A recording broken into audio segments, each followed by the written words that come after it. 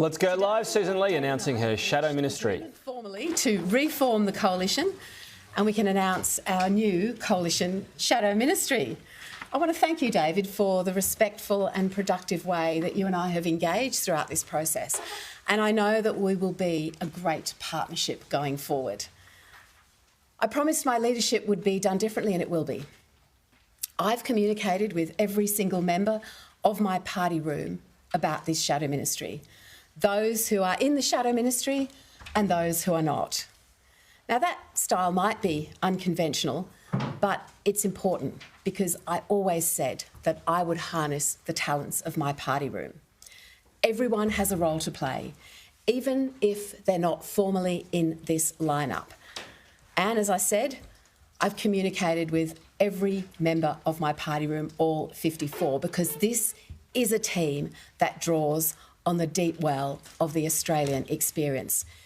It includes those who've served in uniform, migrants, and the descendants of the oldest continuous culture on earth. There are those who've balanced the books in small businesses and those who've made tough calls in corporate boardrooms. Our team is one of strivers and optimists, of leaders and listeners. We have voices from the city to the bush, people who went to university and those who got a trade. The new Coalition Shadow Ministry balances experience with new talent. It reflects the full range of our philosophical traditions, values and perspectives across our two great party rooms. And this is important because our parties are at their best when they work together to fight right now as a strong opposition for this government. Now, I'm really excited to work with my new economic team. Ted O'Brien as Shadow Treasurer and James Patterson in Finance. Andrew Bragg in a new productivity and deregulation role. This will help develop economy-wide solutions to pressing issues for Australians, including housing. And as Shadow Housing Minister, Andrew will ensure that housing policy is at the heart of our economic agenda. Tim Wilson will be the Shadow Minister for Industrial Relations and Employment, and most importantly, the Shadow Minister for Small Business.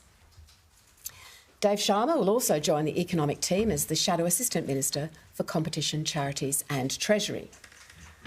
I'm particularly proud of our Foreign Affairs, National Security and Defence team, which will include Michaelia Cash as Shadow Foreign Minister, Angus Taylor as Shadow Defence Minister, Andrew Hastie as Shadow Home Affairs Minister, and Jason Wood as Shadow Minister for International Development and the Pacific.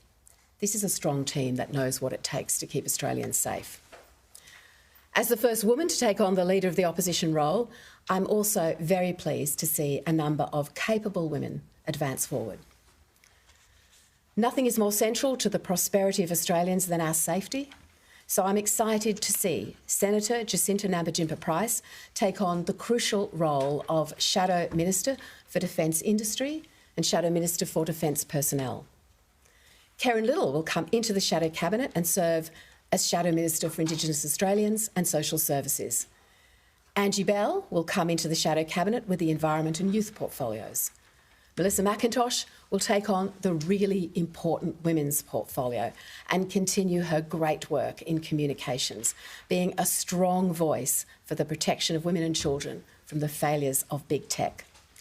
Anne Ruston will serve as the Health, Aged Care and Sport Shadow Minister and will take up the critical NDIS portfolio. And I want to underscore this point. We must ensure the NDIS is sustainable.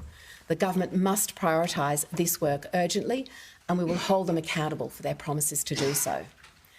Melissa Price will join the Shadow Ministry as Shadow Minister for Cybersecurity and Shadow Minister for Science. Leah Blythe, Maria Kovacic and Zoe McKenzie will all join the front bench and key Shadow Assistant Ministry roles. These women very much represent the future of our party. This is their first step, but it's far from their last. I'm also very happy to advise that, subject to the outcome of the vote in Bradfield, Giselle Kaptarian will be appointed as Shadow Assistant Minister for Communications, Shadow Assistant Minister for Technology and the Digital Economy. Giselle's appointment is a vote of confidence in the future of women in our party. And it's a clear message to communities like Bradfield that if you support your local Liberal member, they will have a direct say in the decisions that change the direction of this country. Andrew Wallace will take on the key role of Shadow Cabinet Secretary, playing an important policy development and coordination role with this appointment. Dan Tehan will take up the critical energy and emissions reduction portfolio. Dan, working alongside our passionate and talented party room and the Nationals, will lead our work to deliver a plan that gets emissions down but also delivers a reliable grid in energy for Australians. Australia does have to play its part in the global response to climate change, but not at any cost. Dean Smith from the Great Resources State of WA will play a vital role in this plan as the Assistant Minister for Energy and Emissions Reduction. Alex Hawke will be the Shadow Minister for Industry and Innovation and Manager of Opposition Business in the House. John O'Duniam will take up education and early learning. He will do the work to deliver a plan for education that gives choices to parents and prioritises knowledge and critical thinking for our kids. Julian Leeser will serve as Shadow Attorney General and Shadow Minister for the Arts. Paul Scarr will bring fresh perspective and a great strategic mind to immigration. My team sees the immigration portfolio as an opportunity that really connects with our economic agenda. Also of note, there is a new urban infrastructure and cities portfolio led by James McGrath. This will ensure we have specific focus on cities when it comes to our policy development.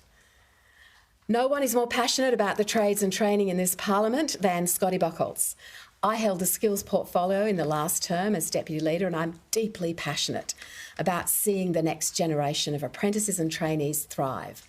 Scott will bring great enthusiasm and be a champion for so much in this sector. Phil Thompson will contribute further to our team as the Shadow Assistant Minister for Defence and also Shadow Assistant Minister for the NDIS. Matt O'Sullivan will serve as Shadow Assistant Minister for Infrastructure, as well as Fisheries and Forestry. The Coalition will provide that constructive check and balance this term. And I really look forward to getting out of Canberra and into the communities over the weeks ahead to connect with ordinary Australians, Australians who are doing it tough, and the wonderful, wonderful communities that make up this great country. Over to you, David. Well, thanks, Susan. And saying that and getting out of here, can I say that my thoughts are with those flood-affected communities, those that I went to on Friday to Kempsey and Maxville, and in fact on Monday back out to Junda in my own electorate that was basically washed away in April. They haven't been forgotten and they're not being forgotten, and I'm heading straight from here back to the flood zone to be with Alison Penfold and Pat Conahan have done an amazing job. And I thank the Prime Minister for going and visiting and making sure they understand that the Australian people are with them and that this will be a recovery journey that we all go on together. And Susan and I will make that commitment about making sure that this is a bipartisan approach. And it is important they know that we are focused on them.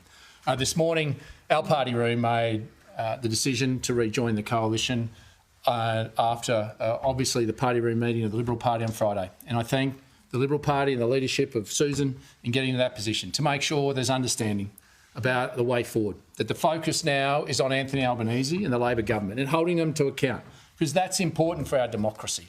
That's important for Australians, that they know we've laid the foundation stones of a coalition that can move forward and work together to ensure that we hold them to account, but also have an alternative government in 3 years.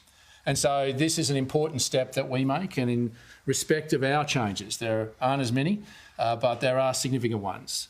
We are moving Darren Chester into Veterans Affairs. Senator Ross Cadell will come into Shadow Cabinet, and we'll take over where Perrin Davies, who sadly has lost her spot in the Senate and as Deputy Leader, Ross will come in as the new Water, Fisheries, Forestries and Emergency Services Minister. In fact, he will be with me tomorrow visiting these disaster-affected areas. Anne Webster will be the new Shadow Minister for Regional Development, Local Government and Regional Telecommunications.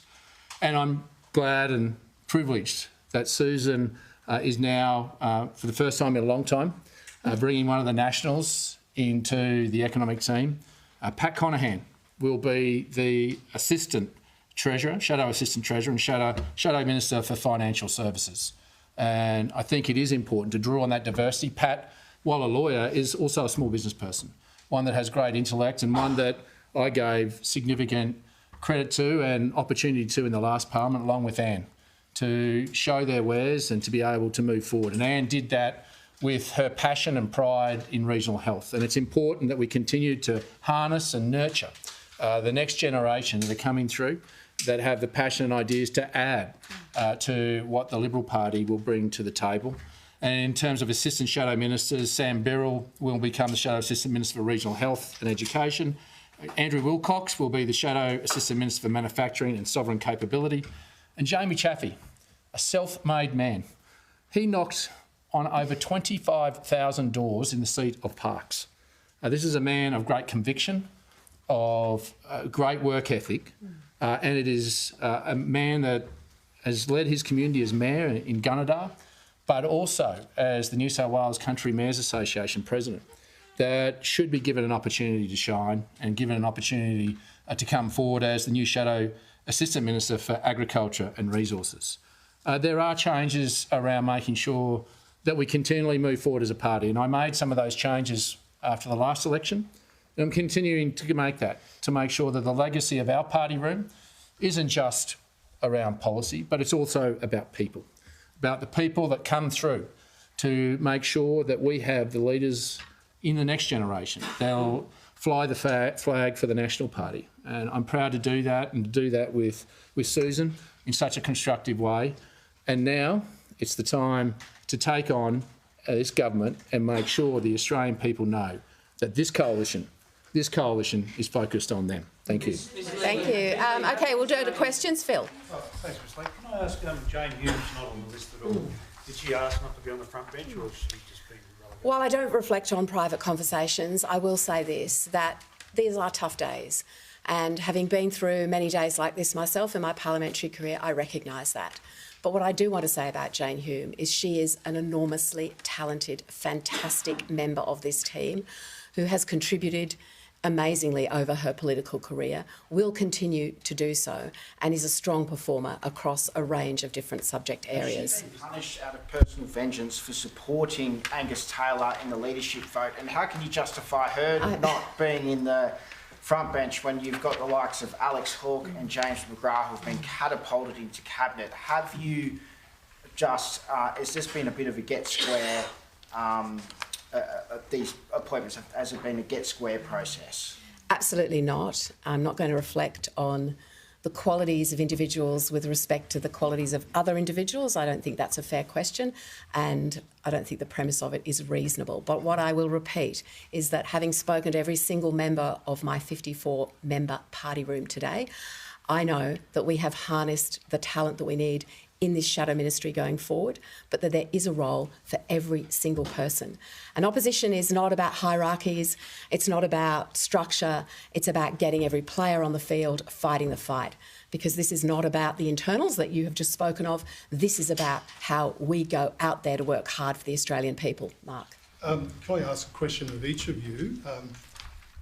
First, you've put Jacinta Price into defence industry, which in government is a cabinet position, but she's not in shadow cabinet. Why is that? And Mr Littleproud, no position for Barnaby Joyce or for Michael McCormack. Are you picking a fight you can win? I spoke to Jacinta yesterday about her new appointment. She's very excited to take it up. There is no more important area than safety, national security and defence, and you will see a great profiling of defence under Angus Taylor as we go forward in this term of opposition. And I'm delighted that Jacinta is taking up what is a really vital role, and her style of communication, her relationship with Australian people will be incredibly valuable. This isn't about winning or losing, Mark. This is about the right thing. And I made it clear after the last election that I wanted to have generational change and continue to do that and to nurture those new members that had come forward to draw on their skills, their diversity, and made it clear that was a journey that I was going to continue on. And I made the decision predicated on the future of the party. And I think both former leaders have the party at the core of who they are and what they are. This is about making sure that the course of our party room is one that is collegiate, is always brutally honest, which is a good thing, which is a great thing, that the Nats are prepared to put it out there and then go and have a steak and a beer. But this is about the future, and the future of our party and where we go for the next 100 years. Mr. Andrew. My question is to both of you. After last week's bitter breakup, how can voters be sure that this partnership will be sustained, given that you've come to this party room a bit like two parents who couldn't decide in a divorce who looks after the kids? Well, Andrew, I don't accept the word bitter, and, people have used this breakup terminology. I agree that this is a professional partnership between two really strong parties in our Australian democracy that work very well when they work together. But personally, David and I will be friends. I think a woman who got her start in the shearing sheds of Western Queensland can always find something to talk about over a steak and a beer, David, with you, the person who represents those communities now. So we will 100% take this forward together. We will be stronger together, better together, and we can't wait to do this on behalf of the Australian people that we wake up every morning to fight for. Because we've laid the boundaries, we've laid the foundation stones. And while there's been gossip and innuendo through the halls of the gallery, let me be clear. Sussan and I have always kept the lines of communication open. We've risen above that. We haven't let us get distracted by what's been reported. We've always made sure that this was the end goal. But there were principles that we talked about, and it took Sussan and the leadership that she took over to get her party room to that position. That took great strength. And I say not only to Sussan, but to her party room to understand that. And we reciprocate that. We know that this is a partnership. But what we have done today is set the foundation stones to say to the Australian people that we know who we are. We know where we're going, and we are focused on you. Yes, ma'am. A question for both of you. Individually and collectively, you both have a mammoth task ahead to get the coalition back to a competitive position. Ms Lee, nearly half your party room didn't support you in the leadership ballot, and Mr Littleproud, even today, there's people saying that you misled them in talks. Are you confident you'll both be standing here as leaders in 3 years' time? I'm confident that we both will. And while people reflect on the votes and the conversations inside my individual party room, I know that everyone agreed in walking out of this party room not that many days ago to unite behind our leadership and to work very hard. Because I am delighted to have in my party room people who are not there for the crisscross of the internal conversation, but are there for the big job. They're up for the big task of working hard to provide the opposition that this country needs, that it deserves, and that the millions of Australians that voted for us expect. And happy to say, I respect Mr Boyce, but with respect of misleading the party room, it was very clear. The policies that he's talking about, gas, that was a coalition policy, one in which I actually have some concern about as well, because the gas that he talks about in Gladstone actually comes from my electorate. There's a big pipeline that goes out that takes it. With respect to net zero, both sides have made it very clear that that was one of the policies in which we would review and look at our own respective organisations and what that might look like. The issue was about those four policies that were legacy policies of the party room. That was. Exempt from shadow cabinet. Well, with respect in terms of a number of these conversations, that wasn't, and I've made this very clear on a number of occasions, this wasn't about a free-for-all around cabinet solidarity. There has been a number of occasions. One, if you go back to the AWB single desk decision, that was the first decision where the National Party broke away from cabinet solidarity some 30 years ago, 20 years ago. And as I've articulated around the voice, I wanted to make sure, and it wasn't a demand, it was a conversation, and Sussan was quite clear that the parameters that we have was ones that we should continue to adhere to. I wasn't asking for a free-for-all, and that was not something that I think was appropriate to share, the fact that it's been ruminated out here, because I don't want a free-for-all in my party room. I want to know that we respect the structures and processes that we have for 80 plus years. And so it was important that we set that down. I didn't want to see the relationship that I set back with Peter around the voice, that if there was something that we were comfortable with, then we would move towards about. Susan was very clear on that, and that's what I respect about. While you talk about the gossip, we talk about the facts. Absolutely. About the now over here, this side of the room. Oh, thanks. Ms. Lee, 2 weeks ago, you stood here in your first press conference as leader and said, no policies on the table, no policies off the table. You needed to listen to Australians. Nuclear energy was a central pitch of the coalition in the last election, in which you were resoundingly voted out in a lot of seats. How can you stand here now and say that it's okay to have nuclear locked in as a policy when there hasn't been that review, that conversation, that listening with the public that you were talking about 2 weeks ago? It's important to recognise that in agreeing as we have with respect to nuclear energy, that the removal of the moratorium is an important first step. It's also important to note that there will be development of the detail of any further policy with respect to nuclear after that point. So that's where we're starting, and the policy development that you speak of that does require that consultative engagement across our parties will continue. Ms. Lee, 2 questions if I may. Just my quick read of this, it looks like there's 26 or 27 members in the shadow cabinet. Is that correct? And secondly, Claire Chandler, Sarah Henderson, Jane Hume dumped and Jacinta Price demoted for Conservative women. Why is that? We have the same number of members in the shadow cabinet as the government has in the cabinet. It's important to understand that that's where the link to the numbers is. I don't accept that terminology. This is a new parliament with a new leader, a fresh approach that I always sought to undertake and have undertaken. And looking back into the previous government, there were positions that people held, and they did extraordinarily good jobs in those positions. This is a new parliament with new people being elected and a new agenda moving forward. I am thrilled that I have so many terrific colleagues. And those that, as I said earlier, are not on this list are certainly incredibly valued and will continue to play that very, very important role that all of us must in opposition. We'll go to Sarah, sorry, and then to you. I just wanted to ask, what was the rationale for appointing Dan Tehan into energy? And on that, you've made some comments about, we do need to get emissions down, but not at any cost. Will you consider dropping net zero over the next few months and at the start of this term? We'll have those discussions inside the policy development process. Everyone would agree, and colleagues particularly, that Dan Tehan is an excellent appointment in this space. Dan has been a valued colleague over many, many years. I've known him for the last 25 years.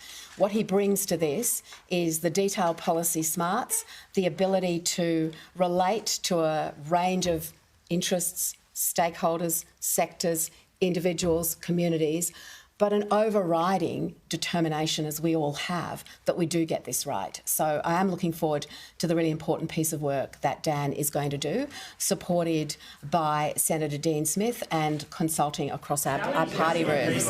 Yes. You've mentioned previously, of course, that your job is about modernising the Liberal Party, and a large part of this discussion is around making sure that women feel that they're seen in the party. Now, again, correct me if I'm wrong, but it seems that there are no women in the economic sections. You've taken a woman away from the early learning portfolio, which is predominantly a feminised industry. Do you think, is this the final makeup of this modern Liberal Party that we are expecting? This is a fantastic lineup. There's an assistant minister, incidentally, in the early learning area that will do a terrific job. And I know that everyone who speaks across the range of different portfolios will do so with an economic lens, because we do have to get the economic narrative right. And I just refer you to the outstanding mentions of the women who are stepping up in this lineup. Just earlier today, this is a question for both of you, please. We've already had today Matt Canavan and Barnaby Joyce coming out and say they'll agitate for net zero to be dropped from the backbench.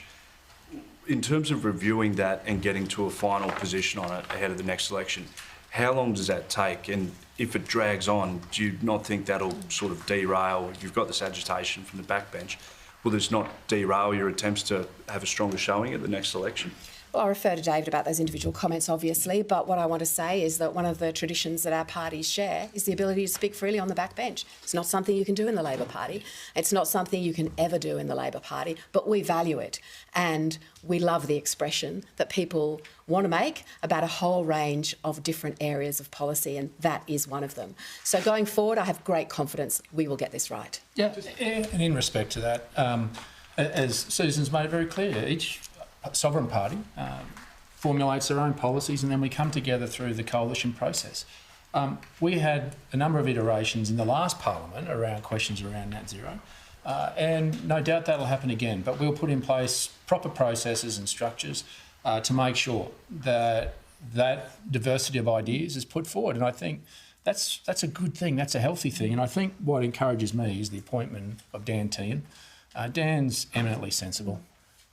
He's a pragmatist, he's a realist, and he knows the real life experience of the lived experience of regional Australians and the impact of this all renewables approach that the Albanese government's going down. So we will obviously have our internal discussions as a Liberal Party, and then, as we've done for 80 years, we'll come together in a way that we can have that discussion in a mature, constructive manner. And that process is one that isn't about kicking down the road, but doing it right. Yes, ma'am. How many ministry positions do the Nationals have, and is that an adequate number in your view? Yeah, it's always predicated on arithmetic. And so we've got 6 in the inner cabinet and 2 in the outer. Arithmetic has always predicated this. I think John Howard was famously said, politics is the brutal game of arithmetic, and that fits for the Liberal Party and the National Party, and that was a guiding principle from the start. It's been a guiding principle for many years. The fact that we had Jacinta Price in the cabinet extra last time was around the fact that Julian Lesser resigned, and we needed to replace him. No, well, we made it clear before. We were disappointed that Jacinta left us, but I was proud of the fact that we were the first to support her and the No Case, our party room. We got that cabinet position for her to give her that platform. But she has ambition beyond what my party room can give, and I don't think I should put my personal disappointment above somebody who has the ambition to have a higher office than what the National Party. I think I've got to be bigger than that and think about the country, and we wish her well in whatever endeavour she gets in terms of achieving that, but why should we put a ceiling on someone that has ambition? Charles. Just on that arithmetic, your colleagues have blamed the Liberal Party for losing 2 Senate seats over the last few weeks. Have you come to an agreement with either the Liberal Party or with the Prime Minister regarding the party status of the Nationals in the upper house, and do you hope for development there? Well, we'll work through that, and I think there's some conversations in the Senate. I won't profess to be an expert on the operations of the Senate, but both Senate teams are working through that about making sure that there is a status that can be remained for the National Party, and I think there's constructive talks that Susan and I had about making sure that remains, and I think that's been the conversations that's been happening. That, well, you've heard much of the gossip and the backgrounding. The reality is the real conversations were addressing these real problems. Yes, ma'am. Just a question on parliamentary culture. Today, Fatima Payman disclosed that she had made a formal complaint through the PWSS in regards to an older male colleague. I'm just hoping you can reflect as the first ever woman of the Liberal Party if you think there has been an improvement in parliamentary culture in the last few years, and if you would be pushing for greater mechanisms to make women, particularly women in your own party, feel safe in their workplace. I read that report with great concern, and it is simply not good enough to have that behaviour take place in this building. Now, I was part of the formation of PWSS, and a great deal of process in the last parliament that means that people in this situation have a place to go. But it is vital that reporting of events like this are a reminder to everybody that we must never take our eye off the ball when it comes to continuous improvement in the culture in this building. Can I just clarify on net zero? Mr Littleproud, I think last week you said it remained National Party policy, and your deputy said that on the weekend as well. Are you now saying it is under review? Well, in our culture of our party room, as it was in the last term and terms before that, members of our party room are free to come forward and to either bring new policy or challenge existing policies. We support net zero by 2050. That was the position we took to the election. And is that the Liberal position as well? Do you still support net zero? It's important, David, as I said, that we look at energy policy as a whole going forward.